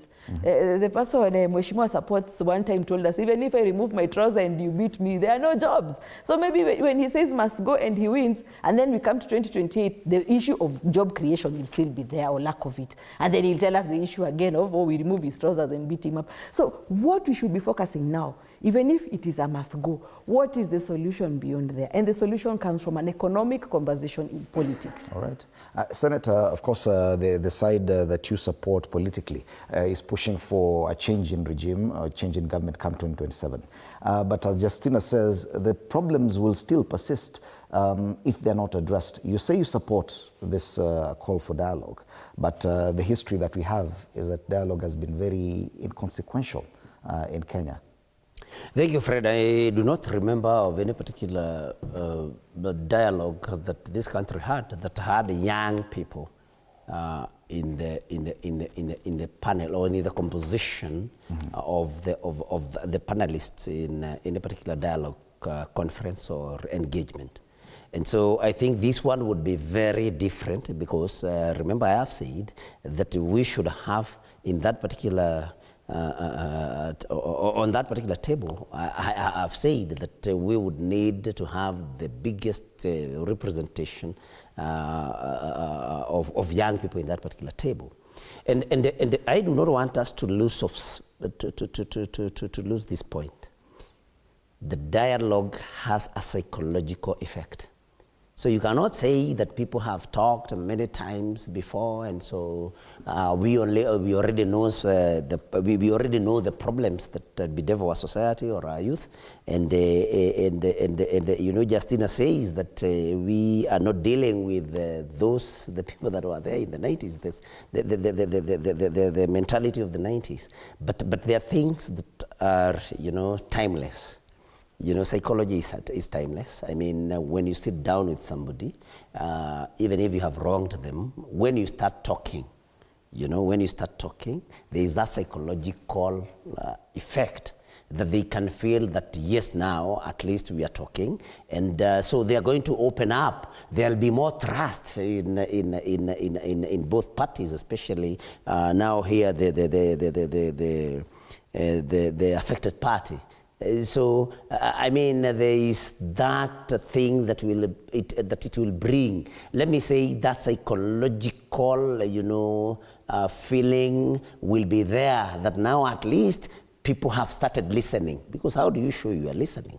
Because solution of these problems will not be done overnight. But when we sit down somewhere, then we can say, these are the problems, this is what is ailing our economy, this is what we can be able to do, this is what we cannot be able to do, and you know, that kind of thing. There are those who argue that that has benefited politicians to a great extent, that they have managed through such discussions to close ranks and leave out the rest of Kenyans with their problems. At any time politicians are involved in this, they become friends and they switch enemies and friends, then the rest of the Kenyans are left out. Yes, and let me tell you, Fred, that, you know, when people talk about politicians, and Justina here can talk about politics and politicians, and she forgets that she was a running mate to a presidential candidate. She's a politician. So she's a politician also. Maybe not in office now, but will be in office. I mean, at God's opportune time. I don't know when. So nobody is born a politician. Fred, you are a media personality today. Tomorrow you could become a politician. And so I think, I'm not saying that to say that because now I'm in politics. I joined politics in 2022. I'm not trying to say that politicians should benefit from this. All I'm saying is if the majority of the people in that particular conference or that particular dialogue engagement will be young people, then of course they will control the process in a particular way. And so that is why the composition would be very important. That's why I keep repeating that particular point, that young people must be the majority, so that any vote, in quotes, that is taken in that particular engagement, of course, will favor the young people because they'll be the majority. And that's why I'm saying in that particular table, there should be religious leaders, and we surely have not lost faith in our religious leaders. We should have our religious leaders, business leaders, you know, professionals in that particular table, so that then the politician becomes just a part, and a small part of the discussions that will happen there. And it is true that some politicians have very benefited from this. That is why politicians must be very few, the most minimum number in that particular kind of dialogue. But they must be there again because, you know, they represent the people. They represent all these people. Because when you are elected, for example, Senator of Murang'a County, we have business people there, we have professionals there, we have religious leaders there, we have the youth there. So I think what should happen, and for me, what would assure the youth that their issues would now be dealt with is their numbers in that particular group. And I agree with Justina that although Gen Zs want to continue being leaderless and formless, but I think it's important that, I don't know, maybe they can have interim leaders, because again, I know why they say that, and I understand why they don't want to have any leader, because you know what happened to one that was called Casmuel, Morara Kebaso also. I don't know, I don't want to discuss their personalities here, but I think the youth feel that these ones have been bought, in quotes, and so I think that is why the youth do not want to have anybody called their leader. But then an engagement without a leadership is also a challenge. Okay. Allow me to invite into this conversation another individual, Meshach Odede, who's a political commentator, comes from the civil society. Meshach, good morning. Good morning, Fred. I'm in studio with Senator John Nyoto of Murang'a and Justina Wamae, who's a champion for economic democracy. We're discussing this issue about the proposals or the way forward towards addressing the crisis this country currently faces. and more importantly, or specifically, the latest proposal by the former Prime Minister for an intergenerational national conclave. And I wonder, what is your feeling about that? There are some who feel that the Raila Odinga is being a bit disingenuous in his calls, given that he has, as an individual, benefited from previous such engagements.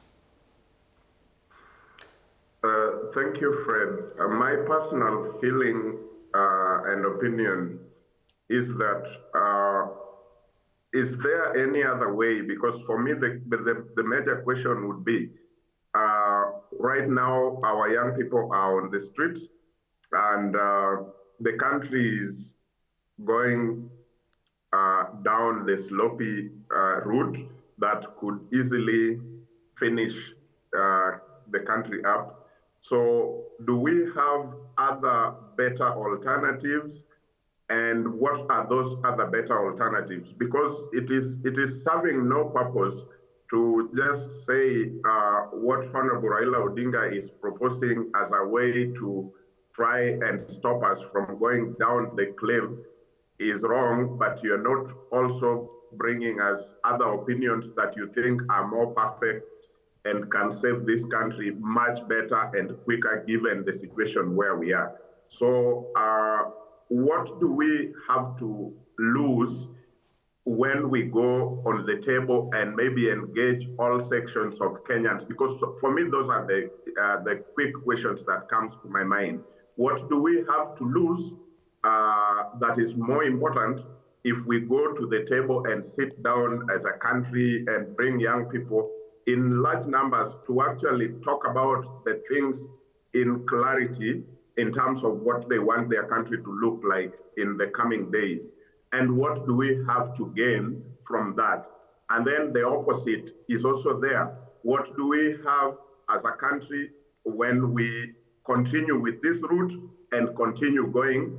And what do we have to lose if we continue this way? So those are easy questions that comes to my mind about this. And then many people claim out there that, okay, these kind of conversations have been there and people like Raila have benefited on them. I think that is a bit too simplistic, if you ask me, because if we talk about those who are present, I was a bit younger and I was not in attendance, but I know there was BOMA's process. And it is as one of the major conversations that have happened in this country.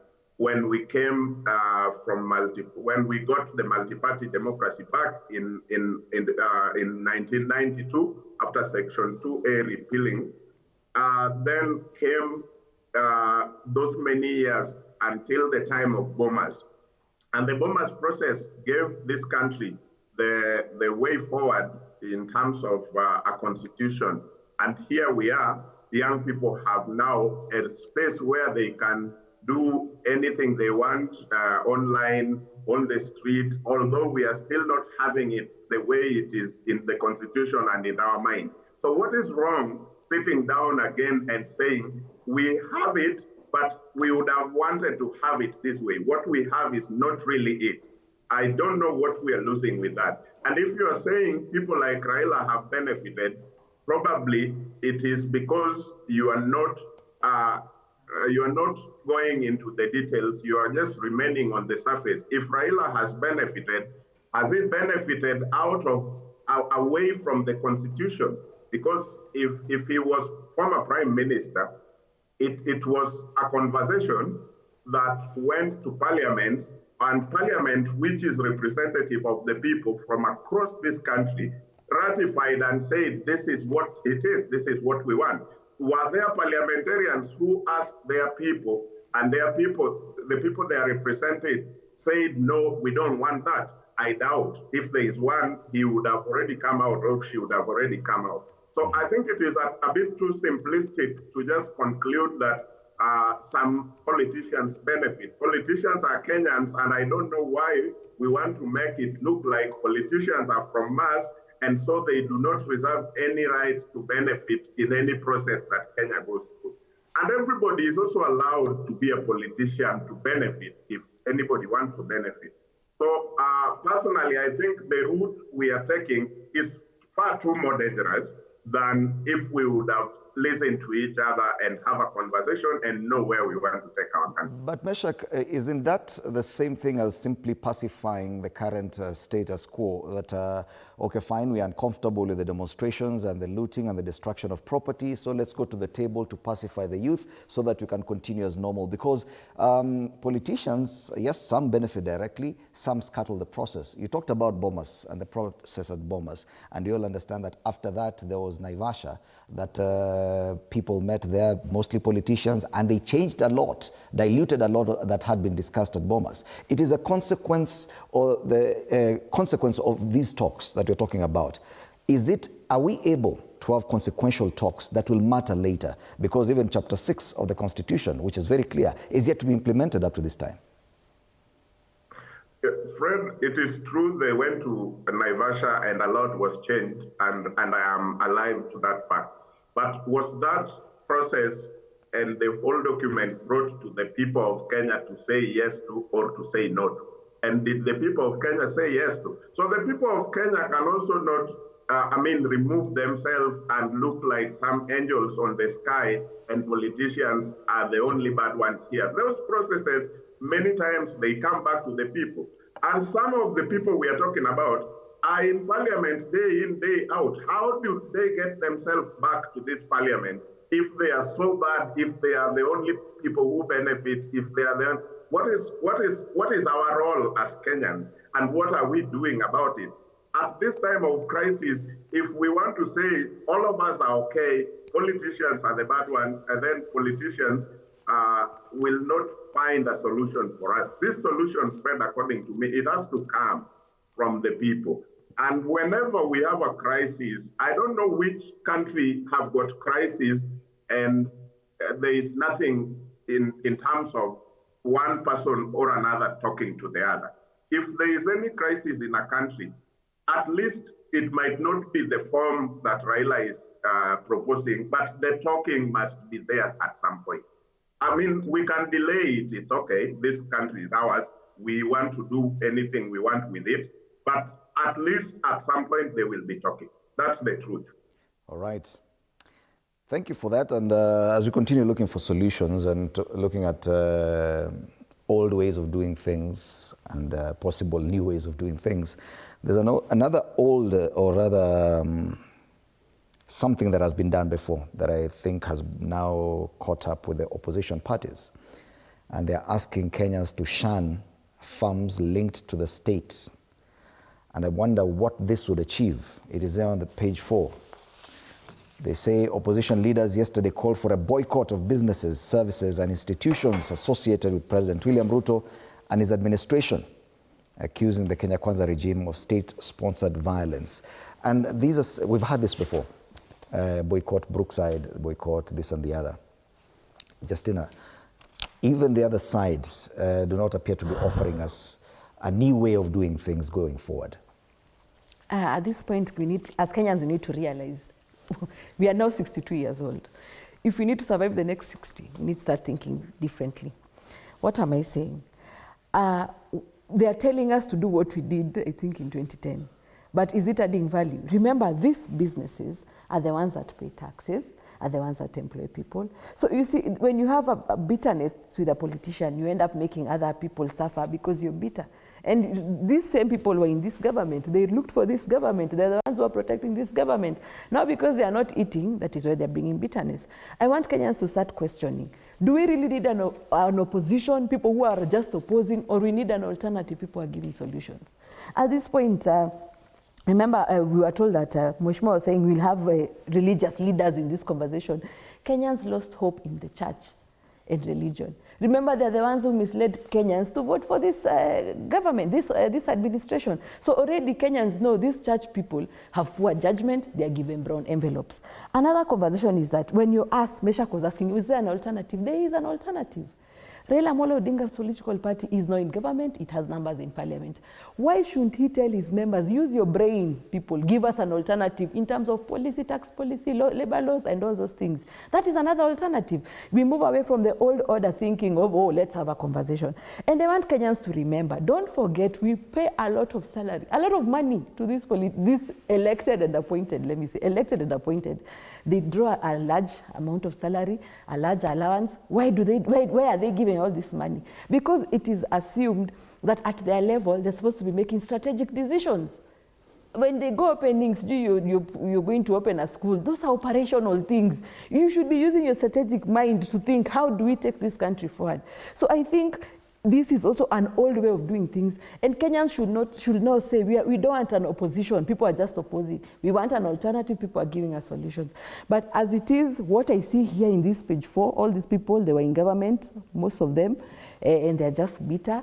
And they're the ones who are telling us there are no jobs, you as a youth, during graduation, endo fanya kazi ya mjengo. They're the same ones who are telling us a dilapidated economy. They were the same ones who told us, even if you remove my trouser and beat me, there are no jobs. So what am I saying? This opposition is not a solution. We need an alternative. And Kenyans should start questioning, what is this solution that you're giving? And the difference we are right now from the 90s is that at that time, we were looking for political solutions. Multi-party. We needed more parties. That is where the conversation came in. At this point, if we are to survive the next 60 years, we need an economic conversation in politics in terms of how will we increase the participatory rate of Kenyans to pull their weight. It is not an issue of just government and parliament. Even when they come up with those policies, am I waking up in the morning to go to work? Am I stealing from my boss? Am I making the investor, the person who's putting their money, feel that they are paying me a salary that I'm working for? So even us, the Kenyans in terms of labor, are we trained enough to perform this job? So the conversation now is economic in politics. Okay. Senator, you must admit that the entire political class appears lost in this conversation. That's why they're going back to the same old tactics that have been used before and have not been as productive. Let's talk. Now, let's shun farms belonging to the president. Do you agree that, yes, the political class is grappling or struggling and clutching at straws? Well, that's an interesting question, Fred. But I think, responding to what my friend Justina has said, I think we need to be a little realistic and kind to people because sometimes you join government thinking that maybe whoever that it is that you're supporting maybe has the interest of Kenyans at heart. But then along the way, you find that their interests were very different. So if then I come out of such an arrangement and come and tell you, hey, I think that the person that I supported and whom I thought would deliver solutions to Kenyans is not what I thought. If then Justina comes here and dismisses me as a person who was in government anyway, and so you need an alternative, and because when I was in government, I was not, then we will be like telling people what we tell them in church during weddings, that forever you stay into this marriage. That is not what happens in politics. Because in politics, of course, you realize that, like I've said, that somebody was not genuine, and then when you come out, you should not, make me carry that tag, and like deny me of my right to tell you that there is a problem there, because like most of the things she was saying, I could see whom she was targeting. And the person that she was targeting is a person that has re-exposed the rot and the evil that is being perpetrated or being done in this government. So then if you say that such a person should not be there, should not be purporting to be offering solutions, then you will be lost, because actually we are looking for solutions. And if you have to look for a solution, you must know what the problem is. And who else is better placed than whoever has been in there and has been able to diagnose where the problem is, So if you say that then they should not offer any advice, then that you should get alternative opposition. And I can tell you, and I want to also tell Justina here, that once you get into office, you realize so many things that you could not have, been able to see. You didn't have the remotest even chance of seeing them. And so I think it's important that we do not dismiss anybody and everybody that has been into government. Again, when Justina says that people do have lost faith in religious leaders, I think I beg to differ. Yes, there are some bad apples in every bag, every basket. That does not mean that all the apples are bad, and I think Kenyans still have a lot of faith in our religious leaders. Of course, it depends on which religious leaders, but I'm talking about those, the religious leaders that any one of us here can agree that yes, that is somebody who is a sober religious leader, and so we should not lose the knowledge and understanding that some of these people have. So when you say that the political class in this country is lost in this whole thing, we are not lost. I am there. We are not lost. I've already given you some... as far as offering a solution as an alternative government, and as far as offering solution out of the current crisis that we have, the ideas that are being fronted here, do you think this is the best way to go? This is not something that is starting now. I remember there is a time that Raila Amolo Odinga had called on Kenyans to stop consuming Safaricom products because they thought that Safaricom was an oppressor. So I think why the new opposition was giving that particular kind of advice was to at least make the oppressor, wake up. If that is what would make the oppressor wake up, the tyrant wake up, that is something, it's not new, that is something that has been done. Wake up to the problems that Kenyans are facing. Don't just think about your business interests. Don't just think about your commercial interests. So we are going to boycott your commercial interests or your businesses so that you can wake up to the reality of the problems affecting other Kenyans. I don't think that's a very bad thing to say. Of course, there is a very genuine concern in what Justina says that, of course, there are Kenyans who work in those particular businesses. But then, I have nothing against such Kenyans. But then, Fred, all the time, it is public good, the greater public good is what informs decision making. I know you were here when the Thika Superhighway was being constructed. You remember there was a big Nakumatt supermarket somewhere along, somewhere near Roosters. It had to be brought down. Of course, people lost their jobs. Of course, the owners of that business lost business opportunities and profits that they were making. But then that is a decision that was made for the greater good. So sometimes something happens. Of course, there are people who lose, but then the good is greater to the greater public. And so I think we should not be narrow in our approach to that kind of issue, that yes, we are concerned that some Kenyans could lose their jobs, but what would it achieve for the rest of us who are not in that particular company? Meshach, I hope you're still with us. I don't know what you think about that. This, we've had it before from Raila Odinga. Now we're hearing the same from our opposition leaders. Do you think that our political classes are using very outdated methods in dealing with very new problems?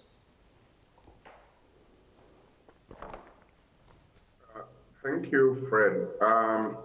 When we say maybe our political class are using outdated methods to deal with new challenges or new group, I am not sure if that sentence is 100% correct, because how new are the challenges we are talking about? Because when you go with a tooth comb, you will realize that 90% of the problems we are talking about here were there in the other regimes. They were there in Uhuru's time, they were there in Kibaki's time, and maybe a few are new.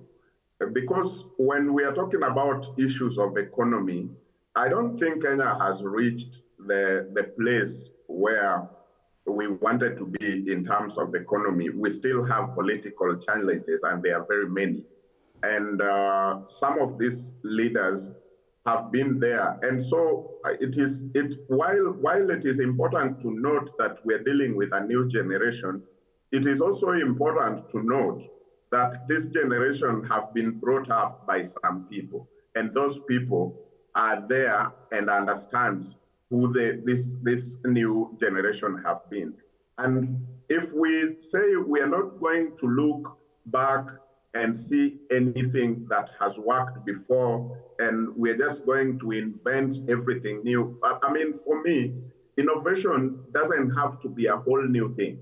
Sometimes it is about repurposing what you already have to a different corner, and still that would be an innovation, and it is still going to serve.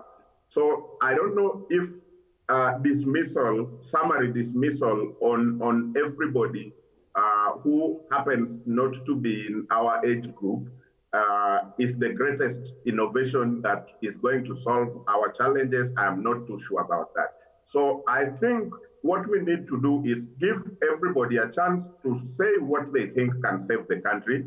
And then we have the right to pick what we think can work and leave what we think worked for the other generation and will never work for us.